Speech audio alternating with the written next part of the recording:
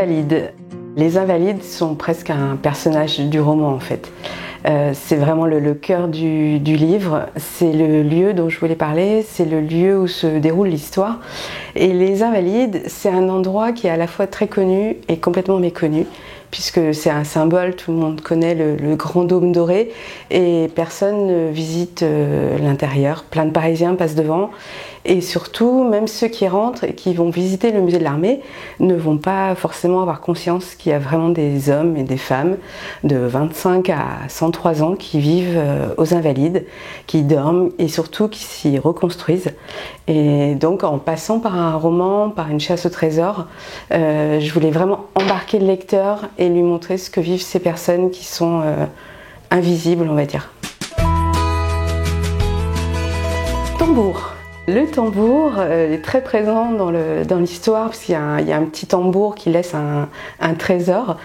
Et j'ai choisi le tambour parce que c'est très symbolique. Le tambour, c'est un objet qui représente à la fois l'enfance et à la fois la guerre. C'est un jouet, c'est quelque chose de très drôle, quelque chose de très représentatif des jeux. Et c'est aussi le symbole le plus guerrier qui soit. Et c'est aussi un symbole universel. Parce que c'est un instrument qui est un des premiers instruments qui a été inventé par l'homme. C'est un instrument qu'on trouve dans quasi toutes les cultures, en Asie, en Afrique, en Europe. Et donc ce tambour est un peu un lien entre les hommes.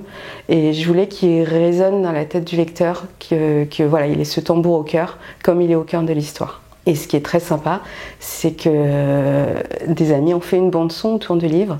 Et dans cette bande-son, évidemment, il y a du tambour. Et ça m'a vraiment rendue super heureuse.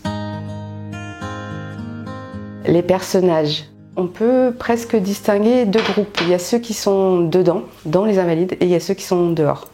Et donc on a des personnages qui vivent dans les Invalides, qui sont donc les blessés de guerre ou les victimes d'attentats, et puis également le gouverneur, les soignants. Et en parallèle, on a Gab et sa maman qui représentent un peu ceux qui vivent à l'extérieur des Invalides. Et la maman de Gab notamment, qui travaille beaucoup, qui court toute la journée, qui est dans le métro, qui est la tête dans le boulot, elle a aucune conscience de ce qui se vit à quelques minutes d'elle en fait. Et Gab va faire un peu le lien, ce petit garçon en rentrant dans les Invalides va être un peu le monde extérieur qui rentre et inviter sa mère à découvrir ce lieu, et lui va à l'inverse aussi inviter les Invalides à réaliser qu'ils ont une présence au monde, une présence aussi en dehors des murs. L'enfance, je pense qu'on n'a rien écrit de mieux sur l'enfance et avec des mots d'enfant depuis Romain Gary.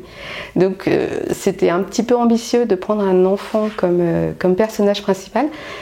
Et en même temps, c'était indispensable parce que l'enfant, il a ce regard sur le handicap, sur l'invalidité, qui est vraiment unique et qui est réel. Je l'ai constaté personnellement, les enfants se fichent complètement que vous soyez blanc, noir, en fauteuil roulant, aveugle.